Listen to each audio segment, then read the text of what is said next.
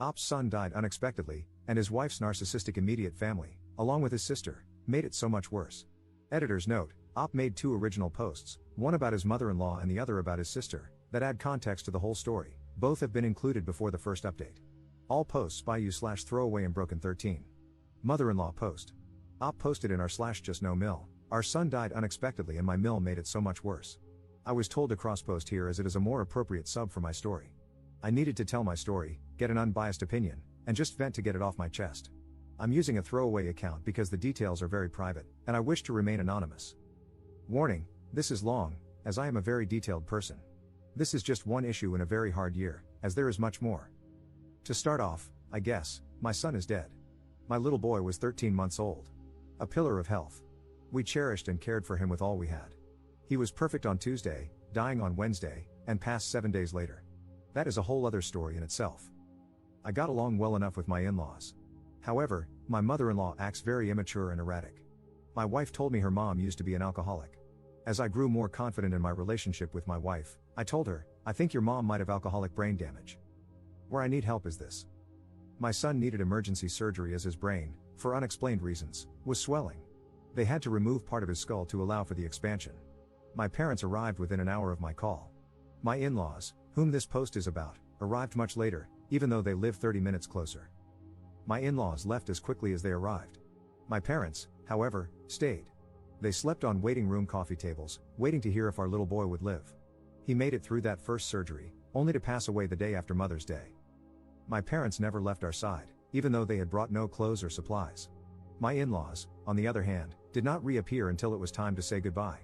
My mother-in-law arrived in pajama shorts and a t-shirt that was too small to hide her girth. She began asking the nurse if they had ever treated any murderers. As we took our time saying our goodbyes, she noisily played games on her iPad. The nurses arranged for us to take him outside one last time, even though he was on life support. You see, our son rarely cried, but whenever he did, we simply took him outside. It cheered him up instantly. Being outdoors was his favorite place in the world. My wife went first and held him one last time beneath the stars to say goodbye. Before I even had my turn, my mother-in-law asked us to hurry up. I was furious. I told her in the calmest voice I could muster, leave. I meant for her to go home. She took it as permission to go inside. She stopped to clarify, and I just said, go. We brought my son back inside, and they disconnected him from the machines that kept him alive. It was the hardest thing ever. I have been diagnosed with depression, severe anxiety, and PTSD, and I am on antidepressants as a result. While we were waiting for him to pass on, he slowly started turning gray. My mother-in-law decided to clean up his hospital room. The problem with that is, as you know, she wasn't there, so the stuff she was throwing out was our paperwork from the social worker for grief support, etc. My mom stopped her from throwing it out while I yelled at her to stop. All the while, my father-in-law and sister-in-law sat there doing nothing, looking annoyed. When he was finally gone, my wife had to wait for the nurses to remove him from her arms, which was quite difficult as he was limp. My mother-in-law left immediately. When my wife got up, she asked, crying, "Where's my mom? I need a hug." We did not see or speak to my in-laws for 2 days. We couldn't bear the hurt on top of the grief. I decided to clear the air and invited just my father-in-law for lunch. He arrived, made idle chit-chat, and then got up to leave. I said, "What about lunch?" He said he needed to get home. We told him to wait, we needed to discuss some things. We described how hurt we were by my mother-in-law's behavior, and he said she just didn't cope well. We said we would do our best to understand, but while we were sorting out our feelings, please ask her not to disturb us. We also said that if she was struggling, she had the option not to come to our son's visitation, we would understand. His response was, "Well, I guess I'll go home and kill myself." I have no clue what he said to my mother-in-law. Next thing we know, she phones and says, "I hear you were upset with me. Too effing bad. I won't be at the visitation." Click. I was furious. I felt like I had just failed as a father, I was not going to fail as a husband. I immediately called her back and tore her a new one. Her response was, "I am not going to talk to you if you are going to use that language." I said, "F you. You don't get to swear at my grieving wife and then claim some kind of moral high ground." She hung up on me. She immediately phoned my wife, who had said and done nothing at this point. She called my wife a effing beach and hung up. Then she began calling us every 2 seconds. Then she started sending threatening texts, saying she would harm us. I called my father-in-law and told him to get things under control or I was calling the police. He begged me not to call the cops and took away her phone. The call stopped. We did not receive any support from my wife's family. They did not attend any events prior to the visitation. My father-in-law showed up late to my son's visitation wearing cargo shorts and an old golf shirt. A few days passed. I called my wife's aunt, whom I had gotten to know a little, as they were not a close family. I asked her for some perspective on my mother-in-law. She said they had a falling out over 20 years ago. Apparently, the aunt had cancelled a sleepover between my wife and her cousin because the cousin didn't want to go anymore. My mother-in-law told the aunt, "I hope you die." She then drove over to their home, knocked on the aunt's door, and told her again, face to face, "I hope you die." Apparently, my wife's family disappeared for 3 years. The extended family had no idea where they were. Then we spoke to my wife's grandmother. She told us that my mother-in-law was diagnosed as bipolar years ago and has a history of violent behavior, including repeatedly slamming the grandmother's arm in a car door. The grandmother reiterated that they lost track of my wife and in-law's whereabouts for 3 years. She feared that my mother-in-law would be violent toward my wife. My wife broke into tears, saying that her mother had beaten her repeatedly in her drunken stupors. Now we had a clearer picture: my mother-in-law is mentally ill. My father-in-law knew this and hid it from his children. He knew how unstable his wife was and still brought her to the hospital. He completely mismanaged the situation by keeping everyone in the dark. My wife asked him very respectfully for a break in communication, advised by her therapist, as she needed to heal, and her family was hurting more than helping. It's been a few months, and we finally heard from him again. I have copied and pasted his email below. I hope you are doing well. You are always in my thoughts. I'm writing this email because we really need your help with Mom. She has been in the psych ward in the hospital twice, once for 6 days and then for over 2 weeks. The root of this problem was her reaction to your son's passing and how her reaction to this was treated. As her therapist says, everybody reacts to death differently, and no two people grieve the same. I think it would be healthier if you two could get past this and start a healing process. At present, your mother is sliding back into a very depressed state, brought on by 2 things: the absence of your son and the absence of her eldest daughter. She said this to her therapist at her latest session. I'm sure Mom misses you and thinks of you often but is nervous to reach out to you, as you may not be ready for this. Mom's therapist is very concerned with her mental state, so I think a phone call or setting up a visit, just you, to see if you two can reconnect at some level, even if it's meeting at a coffee shop or at Mom's therapist's office, would be helpful. Whatever you are both comfortable with. It may or may not work, but I see this as a good, viable option compared to what's going on now. So, mull this over and please let me know if us getting together is a possibility. We would really like it to be. Love, Dad. In her response, my wife told him everything we had learned and pointed out how he had failed as a father, including this email, which was void of fatherly concern for her well-being. She did, however, offer to meet with her mother-in-law's therapist if it would help. His response was, "Sorry to have disappointed you. Have a nice life." I was furious at this email. Not only did he not care about my wife's mental state, but he also did not try to re-establish communication first before making an ask. My wife has decided she is done with her parents. I have supported her decision, as they have been toxic to both of our recoveries. Sister post same day. Op posted in r/justnofamily, completely done with my sister after my son died. Posted earlier today, I was directed to the sub. I cross-posted there if you're interested. I won't post again here, but I wanted to share about my sister. My sister is 4 years older than me. We were somewhat close since our parents only had the 2 of us. She always bossed me around, but by the time I was 12, I realized she was not a kind person. My sister had screwed me over for years. I would help her constantly, even to my own detriment, because, in my mind, that's what families do. But she would never help me when I needed her.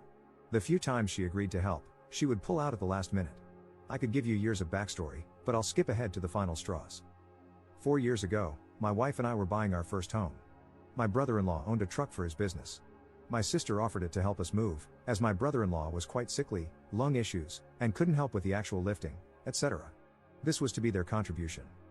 2 days before moving day, she called me to say she didn't want to put the wear and tear on the truck. I was stressed beyond belief and furious that she was pulling this crap on me again. However, I kept my cool.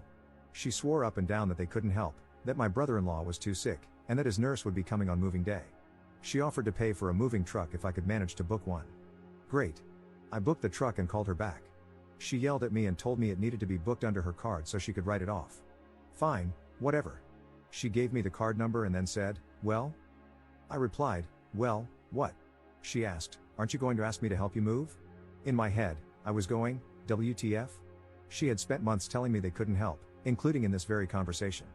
I replied, "No." She lost it again and accused me of just using her for her money.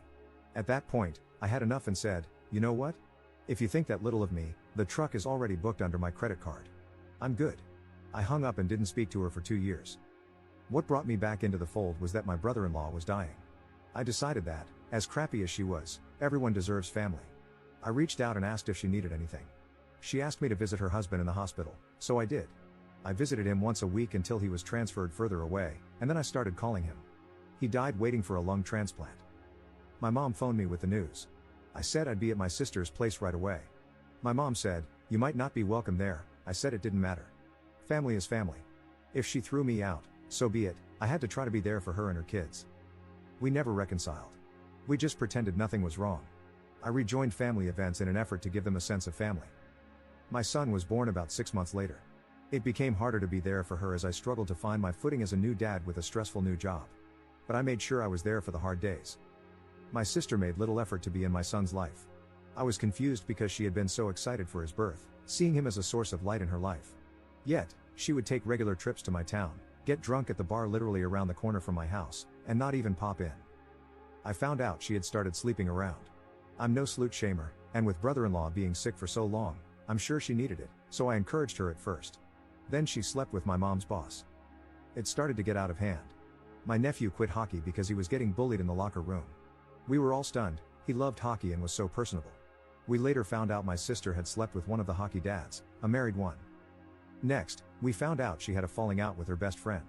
She would only tell us that her friend was a beach. We later learned from the best friend that they had fought over my sister's new boyfriend. She didn't like him. He was a substance dealer. We have family in law enforcement, so we had him looked up.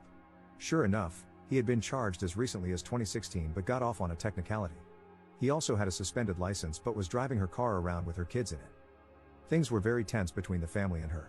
Then my son died. She made an effort while he was in the hospital, but once he was gone, so was she. She blew off his celebration of life with no explanation or contact. I mustered the strength to attend her son's grade 8 graduation the following week. She refused to sit with us or even speak to us. I stopped talking to her after that. She texted me last month, saying she was giving me space, her spin on ignoring me. I told her she had let me down, and she was dismissive. I told her off and blocked her number. I'm done with her for good this time. Turns out she was pregnant with the substance dealer's baby. She named it after her dead husband. I joke with my therapist that my life has become some Jerry Springer crap. I texted my nephew when I thought it was safe to do so. She often takes his phone, reads his messages, and sometimes even texts back pretending to be him. I told him I loved him and that, even though I was out of his mom's life, I was not out of his. I assured him I would always have his back if he ever needed it and that my door was always open. I have a feeling he will be needing it. I heard from my mom that he told my sister to F off last week. Please don't think my nephew is disrespectful. He is an upstanding young man who attends Christian school. He has suffered so much, and he has had enough of her. As have we all. Update 3 months 2 weeks later. It's been a while. I thought I would share some new info and previously unshared details. Since my last post, we have not heard from my wife's family. The Have a Nice Life email we received was our last contact. We spent Christmas with my wife's aunt. She asked if we wanted any information about them. We declined. We don't care. They are out of our lives. We struggle daily with our loss. We struggle with zero support, as my parents are away. Last year felt so bad. Unemployment wouldn't cover me. During my bereavement leave, I was fired. I was on contract, so no laws protected me. I attempted to take my own life twice. I felt I had failed as a father and, again, as a man. I have finally seen a psychiatrist and am now on antidepressants. I start with a new grief counselor this week, and I have started looking for a new job, as I finally feel able to do so. My wife recently gave birth to a baby girl.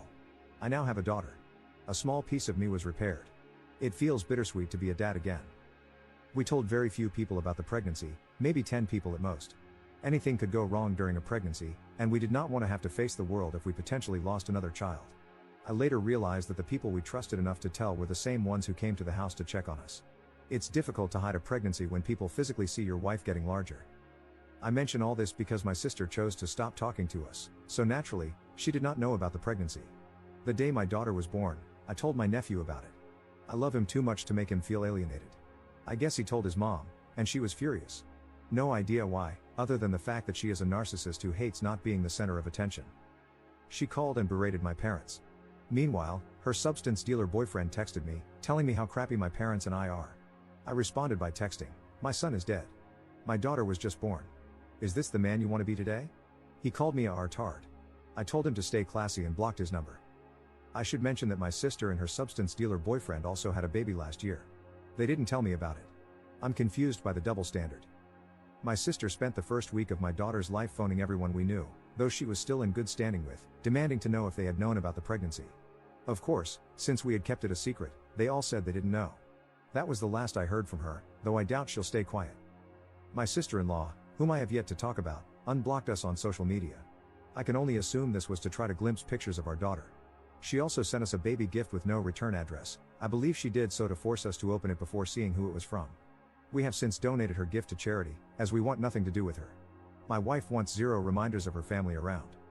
I do not know if my mother-in-law knows about my daughter. Her mom, my wife's grandmother, asked people not to tell her, as it might disturb her mental health. Second update 11 months later. Hi everybody, it's been a while. Got a lot to update you on.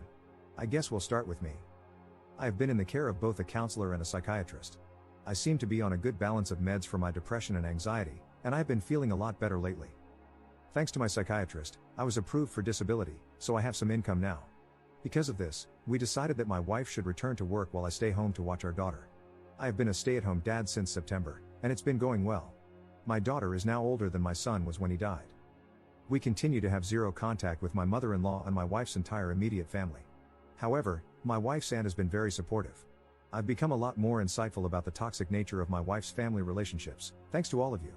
My wife attended grief counseling for our son, and today, she started counseling to deal with her family issues. She came home pretty happy, which was encouraging to see. Now we get into the real drama, my sister. My sister definitely has NPD, and coming to terms with that has helped me immensely. I realize now that my sister is incapable of loving me the way I deserve. She is still with the substance dealer, and they are now engaged. My eldest nephew is almost 16. He got a full-time job and is on the basketball team. He uses these as excuses to never be home. Some recent issues have come to light. They have been physically and verbally abusing my 13-year-old niece. They have kicked and slapped her. They have bound and gagged her with duct tape. They call her SLT and a CNT on a regular basis. Their reasoning for this is that she socializes primarily with boys. What they fail to understand is that she socializes with boys because she is as immature as they are. She does not like to gossip with the girls her age. She prefers to play soccer and tag with the boys. My niece met a Lebanese boy through a church meetup. They hit it off and became friends. My sister found a picture of them together on social media and lost her crap. She went on a racist tirade and told my niece that Muslims would love to get a hold of a little blonde girl and take her back to Lebanon. I found this very confusing because A, they met at a church meetup, and B, we did not grow up in a racist household. My niece believes that the substance dealer is responsible for bringing racism into their household. I also find this confusing because he is biracial, German/Japanese. They forbade my niece from seeing this boy simply because he is brown. However, one day they bumped into him at the mall. The substance dealer grabbed the boy, held a knife to him, and threatened him to stay away from my niece. The substance dealer was later arrested for this. He was released pending trial.